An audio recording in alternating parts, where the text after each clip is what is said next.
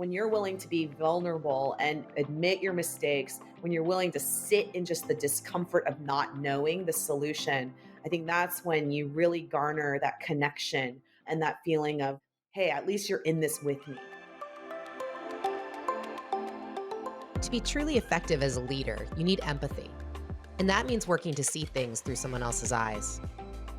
I'm Rebecca Metter, and this is Moments Move Us, a people-first podcast unlocking the power of meaningful moments by bringing you stories that inspire. Hanna Song is the VP and Chief Diversity, Equity, and Inclusion Officer for Children's Hospital Los Angeles. The last 18 months revealed much about the human condition. It seems like finally racism and bias are being confronted head-on and getting the attention needed to move the needle. Hanna is working to embed DEI in a way that creates sustainable change and move this critical topic from a headline to values we can all live by. Yet Hanna acknowledges that this is a process and we all make mistakes. In this episode, you'll hear how owning your mistakes is essential in a leader and how the gift of forgiveness can help move us forward. But first, let's hear how Hanna got into healthcare and the changes she hopes to see. I started in higher education, actually, and in my work around diversity, equity, and inclusion. As you can imagine, when George Floyd hit, everyone, every industry was like, what are we doing? What have we done? What have we not done? How can we grow in this area? And I think healthcare is the exact same way. Anything that deals with people, right? We have diversity. We don't know what to do with it. We don't know if we have enough of it, whatever that enough looks like.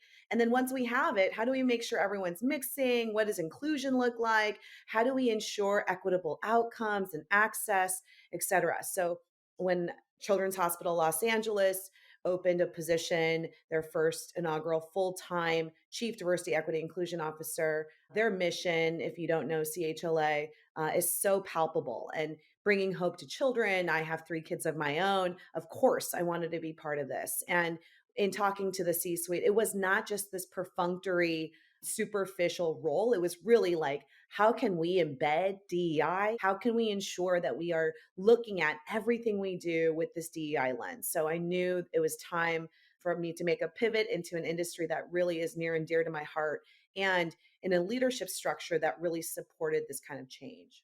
There's never been a better time, I think, to be in healthcare than right now. And the work around DEI has never been more important than it is today. So your impact, I'm sure, is already being felt. How did you get started with the DEI piece as your passion? Was there an aha moment that you had where you were like, this is where I want my work sort of to center? I go back to my kids, right? I teach a stats class called Me Search is Research. And I think so much of why we do the things we do, why we choose the pathways we choose, or the interests or the passion projects that we have is really driven by something personal. And my kids, as they were going through elementary school and kind of dealing with these dynamics, and even this George Floyd incident, when they were trying to process what they were seeing on the news, I realized really quickly they didn't have the language. They just knew something was weird. And I realized we need to have these kinds of conversations way before we translate some of these values and paradigms in the workplace.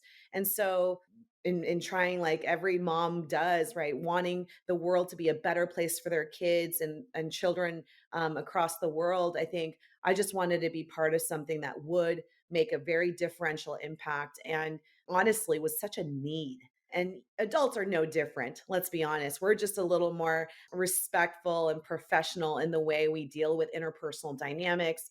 But oftentimes, especially in the DEI work, when we're trying to attract diversity, we'll often hire you because you're different and then fire you because you're too different, right? We don't know what to do and how to combat some of the affinity bias we might have because we really like to be around people who are like us. And so when we have people who aren't like us, we really don't know how to, communicate, let alone work with them.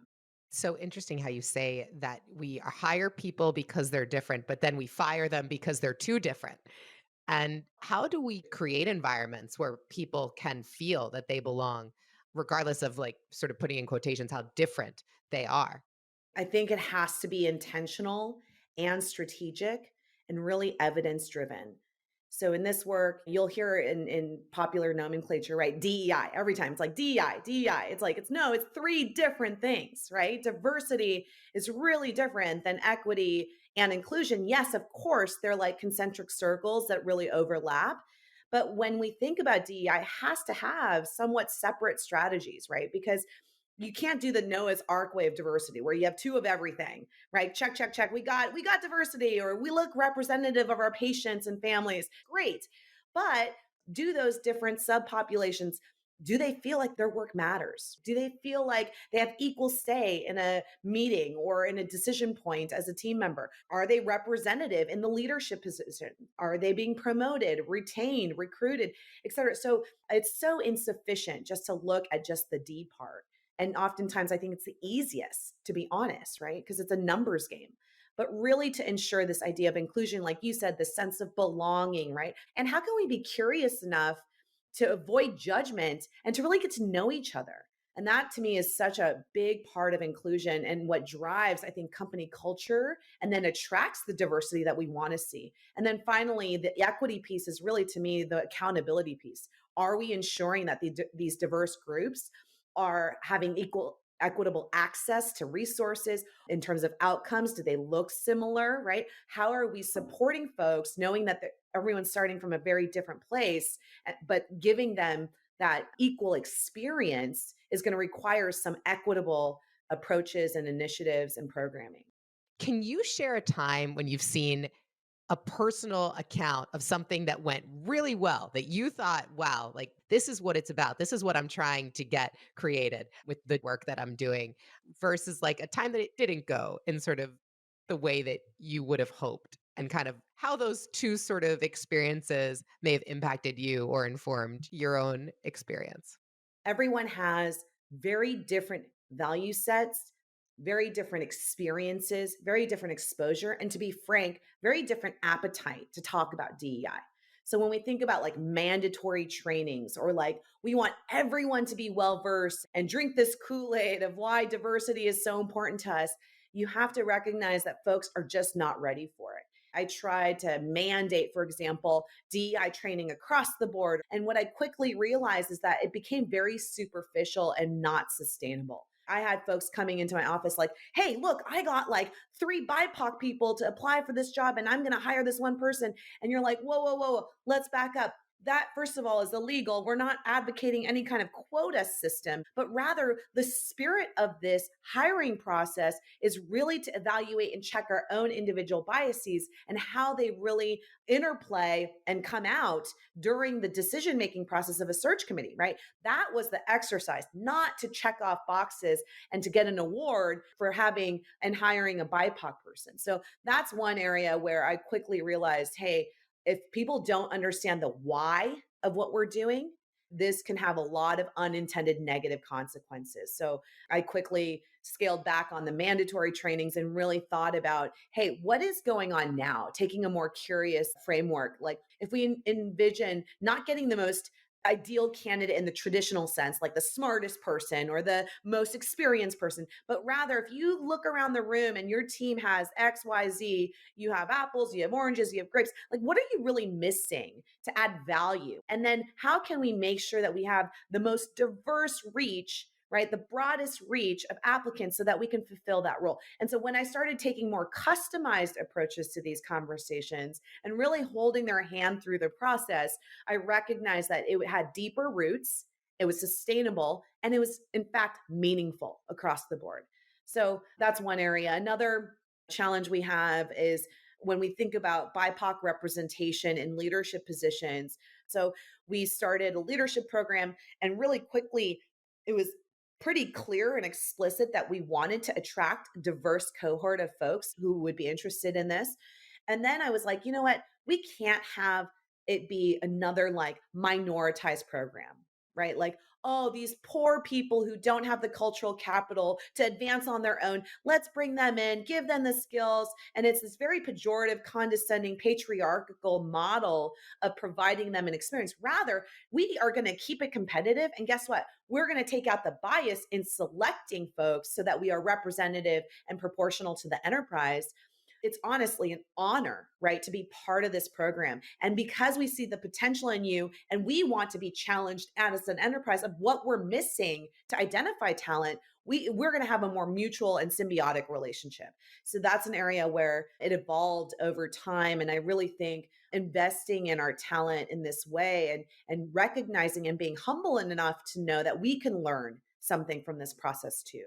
Right, identifying what is missing, and then, like you said, I think understanding the intention behind what we're doing, not just the checking of the box, is really the power of the work, it sounds like, and I think that's hard to get people to pause because, I think so many times in healthcare, people are running around trying to do the work of many people, and now we have this huge retention crisis that's going on in our industry. How do you get people to pause and remember the intention behind the work?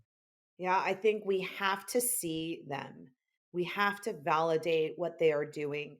We have to celebrate the wins and we have to humanize all of this and feel like we're all part of something bigger.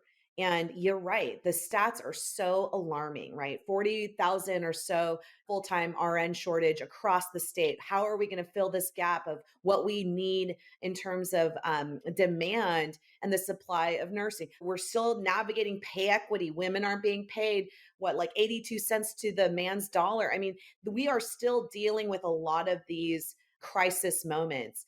And in those times, especially in healthcare where we want to fix everything, I totally get it. At some moment, though, we need to pause. And I think about that one movie during the COVID pandemic. I've been really showing my kids all these old movies, and Avatar is one of them. And the way they greet each other is by saying, I see you. And at Children's Hospital Los Angeles, we do these excellence rounds where some of the leadership go to different units and we just listen, like what's working, what's not working, or how are you today? And what we notice is so many times at the beginning, people are like, oh, we don't know what to say.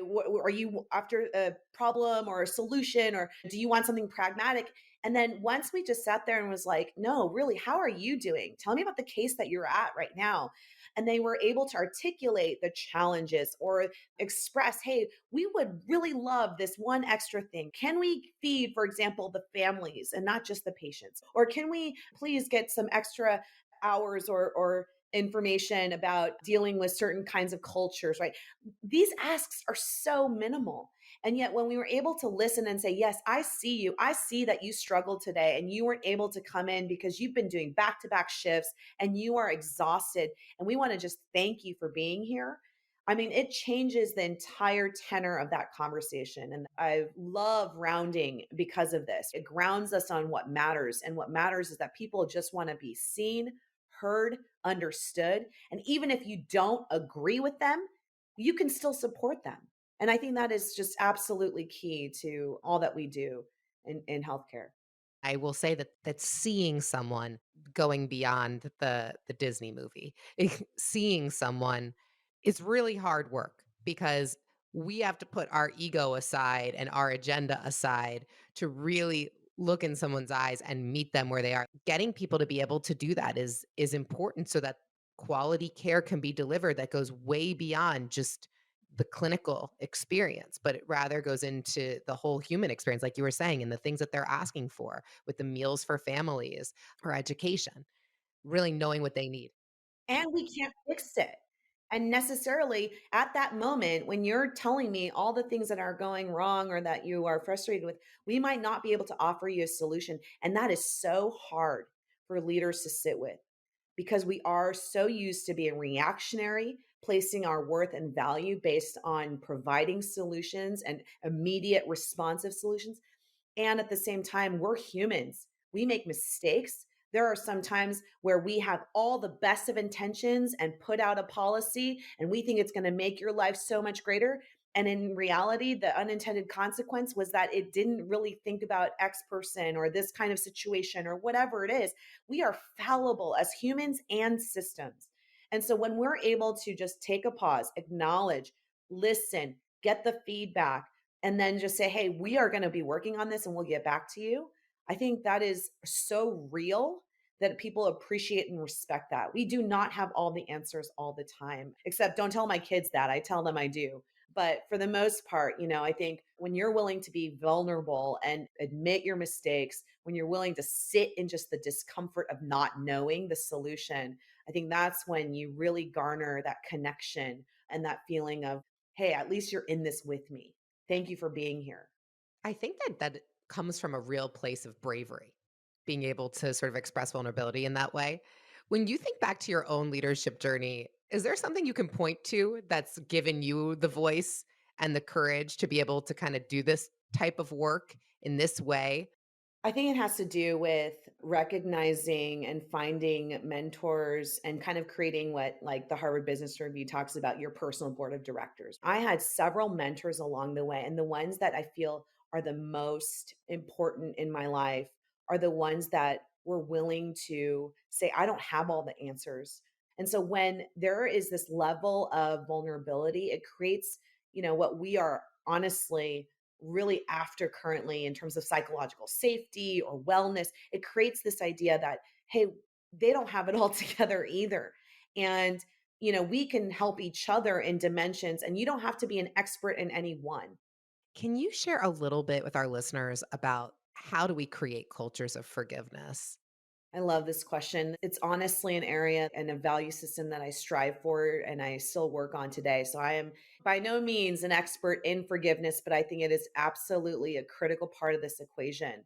As you can imagine, in current society, there's so much going on in terms of a cancel culture, right? We don't want to say things because we're worried that it's going to be a microaggression, or we don't want to make a mistake because I don't want to be labeled as racist, sexist, homophobic. You can insert any is there, right? And so people are in a situation where even though I preach over and over, you will make a mistake. You will perpetrate a microaggression because you are a product of this society. You are a product of a history of racism. We will mess up. And your question about how do you cultivate and create a culture of forgiveness has to do with the fact that A, we can reconcile and sit with it, right? And that we are willing to be transparent and honest enough to grapple with that mistake. I think forgiveness is absolutely an intentional and strategic act, and it's fully voluntary. I think you are gifted forgiveness, but if you're not ready to forgive, I think that it creates a situation where it's a lose lose on both ends. And it certainly seems connected to the feeling seen concept, because I'm not sure if you can forgive someone without really seeing them and knowing sort of their intention and understanding kind of where they were coming from. Can you share a time when you really felt seen for who you wanted to be or what you wanted to be seen for? We practitioners are still navigating this space. And so when I feel the most seen is when I'm offering material. And let's say I do hit a blunder. For example, I've given a presentation and I was explaining that, microaggressions happen. And when you are feeling the microaggression, this first step is for you to not feel like you're going crazy or that you're crazy. And really acknowledge that this dynamic, if especially if you felt like a tinge or like, oh, that didn't feel good, that it is truly a microaggression and it's okay. And I use that word crazy super liberally. And then after that workshop, someone came up to me and was just like, that was, such an incredible workshop. It was really informative. You gave me such good practical advice. And may I offer you some feedback? And I was like, of course, that would be amazing. And they were like, you use that word crazy. And, I think that triggers folks who are in that neurodiversity world, who are experiencing cognitive disabilities. And I wonder if we could use a different word in the future. And I was like, wow, that was such an incredible gift of feedback because I did not think twice about using the word crazy. And I think it took so much courage for that person who I didn't even know to come up and introduce themselves and offer me that gift. I felt so seen. I felt like they understood my intention of wanting to talk about this really important topic, and they wanted to elevate my game. So to me, feedback is how I feel seen. Is if you were paying attention and you cared enough about me and the efficacy of my work that you're willing to be uncomfortable in offering a feedback to some stranger who's supposed to be the subject matter expert. Wow, bravo and kudos to you. I'm not surprised, but I really admire that you're sharing that when you feel the most seen, it's when someone gives you the gift of feedback and really cares about uplifting your game, like you said. And I think that that just shows a lot about who you are. And also, I think it empowers our listeners. I know it inspires me to think about feeling seen so much that someone wants to help you and gives you that feedback when I know that this culture is such that sometimes feedback can be very uncomfortable. And I think in healthcare, we do have a bit of a culture around let's give a ton of feedback and not that many positives. And let's kind of see what happens to our team members with the hope that they'll just keep getting better. When really what happens is they kind of feel demoralized because all they hear is feedback. Absolutely. And feedback is in both forms. I think positive too. You know, I share this story a lot because it's so personal, but my son Luca, who's like a Lego master, he loves building Legos and he's been doing those like 12, 16 plus Lego sets as early as 8, you know, and he was in his room. I bought him this White House Lego. I'm like, "Yes, this is going to take him days." You know, good investment of money and time. And then, of course, you know, just a few hours later, I hear him saying, "Yay, me." And I'm like, "What? What did he say?" And he's like, "Yay, me." Like he was celebrating in his room by himself with his Lego set. So I come down the stairs and I go in the room and I was like, "Luca, what are you doing?" And he's like, "I finished and it's amazing. Yay, me." And I share this story because I think it is so beautiful that he's able to do something, not need external validation, and recognize how impressive and how beautiful and how accomplished he feels at that moment to say, "Yay, me." And to me, that is another form of feedback. We can give feedback to ourselves. When are moments where we can say, "Hey, I did a really good job?" And sometimes no one's witnessing that. But we can have these yay me moments. And I think we need to develop a culture where not only are we asking for constructive feedback of what we can do better and improve on, but we can also identify all the things that went well and why did those go well and how can we replicate that. I think we have to be explicit about the wins that we have. I love that, "Yay me." I think that's a good thing we can all try to incorporate into our internal chatter that when we talk to ourselves throughout the day. It's great. So thank you, Luca, for that. This show is about recognizing moments between people that really impact them. Can you share a moment that either you personally experienced or that you witnessed that changed the course of where things were going, either for you or for this other person? When I first started at Children's Hospital Los Angeles, I had a doctor, an ER doctor, come talk to me, and he's gone through a lot of challenges. He is in a leadership position, and he, you know, was so humble in welcoming me to the CHLA family and went on to, you know, send me some poems he had written during COVID and just some of the experiences he had. And as a white cisgender male, he really was committed to growing in this space. But he went above and beyond and went and he's Jewish. He identifies as Jewish and that's his personal religious belief. He went to a black evangelical church to understand what that was about, why they're so passionate, what's happening in terms of that actual service. How is it different than the way he experienced his own religion? Then he went to a prison to really understand. Like he went above and beyond to really personalize and expand his repertoire of experiences so that he can actually empathize and really see someone else's perspective and experience. And to me, I think that is exactly how we need to take it to the next level. We can give that lip service anytime. Of course, who would say, at least publicly, "I don't believe in diversity. I don't believe in equity. I don't believe in inclusion." Yet when push comes to shove and it becomes individualized, are you willing to look at the gaps in where potentially your biases may manifest and fill those proactively? And I think the answer is super hard. And that's why this DEI work is really hard.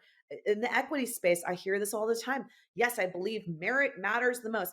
And I still understand that we all started from different places, but are you willing to give up your privilege to advance someone else? So when push comes to shove, I think this idea of actionable allyship, actionable change, right? Actionable learning, and this commitment to exposing yourself to these ideals and values is really so inspiring, to be honest. And for him, it was so transformative. And have you noticed that since he exposed himself to these new experiences, that he's been different when he interacts with patients or families that might come to him with different sort of lived experience than he had personally? Absolutely. I think his curiosity has even peaked more. And I think as humans, we are quick to judge and less to be curious. And he is just, he approaches situations of the why, like, tell me more so I can understand. What am I missing here? Why can I not be on the same page as you? And so I think he definitely takes a pause, tries to understand someone else's perspective because he realized that until he did that, it was all lip service. And so the way he treats the patients, his colleagues, just any issue as it relates to identity, he takes that pause and goes above and beyond to really immerse himself in knowing what he doesn't know. We are biological, beings, and if we're not growing, we're dead, right? We are constantly evolving whether you want to or not. And I think we can choose the directions that we go. We can choose to expose ourselves to different experiences. We can really activate that change in a very strategic and intentional way. And I think we should. When you think about leaders and having particular qualities or taking action in a certain way, what are a couple of things that you think that leaders can be doing now to promote a sense of value and belonging so that there are more impactful human connections within the healthcare experience? I keep going back to that we are fallible humans and systems. We will make mistakes. The American Psychological Association just released their official statement of how they were complicit in racism for so long. We'll always be making these mistakes. And I think leaders who are willing to be that vulnerable to reveal that and set that tone and expectation, not as to say, if you are biased or if you are going to say a microaggression, but when you are biased or how you were complicit in a conversation that ended up with someone feeling a microaggression. It's not if anymore. It really is how are we shaped constantly by these forces of racism or by inequalities, and being willing to be the first one to admit that, to role model what it looks like to request and receive and enact feedback, I think is absolutely key. So true. It's really interesting when you say it sort of in that way because it allows, I think, people when they say, when I make a mistake, when I do these things, it allows people to feel, again, we can use this word again, the seen in a way where they're like, yeah, like you are going to do that. And I've maybe noticed you did that. And now I have an opening to be able to say, hey, you did do that thing you said you might do. Just want to give you the heads up. And that I think is where humanity can be so beautiful too. That's really where the connection can live. Because I think what I've noticed is when I've made mistakes and done things that I wasn't proud of in the moment, and then I've said it later and I've been like, you know what, I really messed up when I said that. I've noticed that it makes my relationship with the person who I had interacted with even closer. Nothing breaks me more emotionally than when I experience grace from someone. When I make a mistake, and even if they call me out and then I request forgiveness and they are graceful with me and they give me another chance, time and time again, I break down emotionally. And I think this even pertains to my kids. There are times where I am at my wits' end and I am yelling and screaming. And then later on, I'm like, that was not the best self that I'd like to be. And I go back and I'm like, hey, that was not okay, actually, to be yelling. And I'm really sorry. And they're like, that's okay, mommy. Do you want to play shoots and ladders? It's such a beautiful gift and something we should be practicing more and more, because that grace and forgiveness and compassion is, once we can receive it, we can give it. And it also promotes, I think, what you were saying earlier, how we're always growing. So try, fail, iterate, try, fail, iterate. And the more we can try and mess up, the more we can grow. Yeah, I love that. This nonprofit organization puts out a failure report every quarter. Instead of celebrating all their successes, they talk about everything that went wrong and what they learned from it. And I find that to be very extreme, but so inspirational. And that is how we cultivate and create a psychologically safe environment to innovate and to try new things. And you know what? Let's grow, let's practice and know that we might make a mistake, but I find that to be so inspirational. Well, this conversation has been so inspirational. So thank you so much, Hannah. Was there anything else that you wanted to share before I get into the speed round? The only thing I'd end with is it's been such an honor to go through truly a journey, and it's not linear in any way, but this journey of diversity, equity, inclusion. And I really don't think we'll ever achieve a full destination, but I think what matters is how we're traversing this journey together, how many people we can bring along the way, and that we're willing to face challenges. And it takes a village to do these things, and it takes a team, and it takes more than just one person always having to tout the DEI value or the goal or call people out. It really does take a full community. And I'll just leave with the quote from James Baldwin, who he says that not everything that is spaced can be changed, but nothing can be changed until it is spaced. I love that. Thank you for adding that. Okay, we're going to get into the speed round now, Hannah. This is an exciting part where we take a beat and I'm going to ask you some questions that are a bit out of the box, but that's okay. And we want to get to know the personal side of Hannah Song.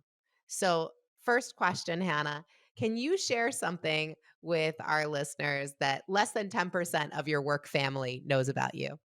That when I was a kid growing up, I had a friend who really loved country music. And I really thought that I'd be the first Asian country superstar. And I never got a chance because I can't sing. But I thought I'd be a good addition to the Dixie Chicks, or to the Chicks, they call themselves now. You never know, Hannah. I love that. That is fantastic. And actually, one of our other questions is if you could pick a skill that you could be unbelievably good at, what would it be? And I don't know if you're going to say singing, but you might have to pick two if you go with that one. It's so funny. I've always wanted a demonstrable skill. I think my skills are behind the computer or on an Excel sheet. I've always wanted something that I could showcase. I think I would actually pick to be the best athlete in a given sport. So, like the best swimmer. And I was a really competitive swimmer until we hit puberty and everyone outgrew me by like 6 or 7 inches. But I would love to have some kind of demonstrable skill like that. What's your favorite extracurricular outside of work? During COVID, I started to try new things. Everything that you could potentially do on a virtual setting, I tried. So I tried to learn guitar.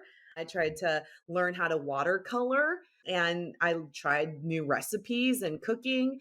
And so I would say I'm a very YOLO minded, you only live once kind of person. And I love having experiences that I've never had before. Again, maybe back to this diversity mindset is having different experiences, having new experiences, trying to learn a skill. And so my extracurriculars are really around that. If I've already done it, if I've already been there, I don't want to go there again. I never watch a movie twice. I never read a book twice.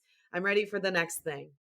I hear you, Hannah. Over COVID, I follow some ballet dancers on Instagram, and I took a couple ballet classes that were being offered on Instagram in my living room, which was really fun. But I can't imagine what I look like doing that class. That's the best. You just turn the video off and off you go. That's right. So you said that you will try anything once, but did any of those things stick, and will you continue doing any of them? Yeah, I love watercoloring. I think it's so great. I was always told my brother had that creative side of the brain. And yet I've been playing with watercolor and trying to tap that creative side. I also am continuing the guitar. And the one song I want to play is Blackbird. And I've been trying to learn on YouTube how to finger pick that. That's a beautiful song. That is actually one of my family songs that we like to sing together. But I feel like I thought you were gonna go Dixie Chicks on that one. No, well, maybe next song I'll learn something country, but my partner's not such a fan of country music, so I gotta explore other horizons here. Might have to practice, like, in the basement or something. Yeah, exactly. He plays drums, so maybe we could start our own little family band. We are kind of like the Brady Bunch, and so it could be like Sound of Music, another great old movie that I made the kids watch during COVID. Make mistakes, learn from them, give yourself grace, and ask for forgiveness. I'm Rebecca Metter. Thanks for listening to Moments Move Us. Remember, when you take the time to really see someone, your actions can move others in unexpected ways. Be sure to follow wherever you get your audio.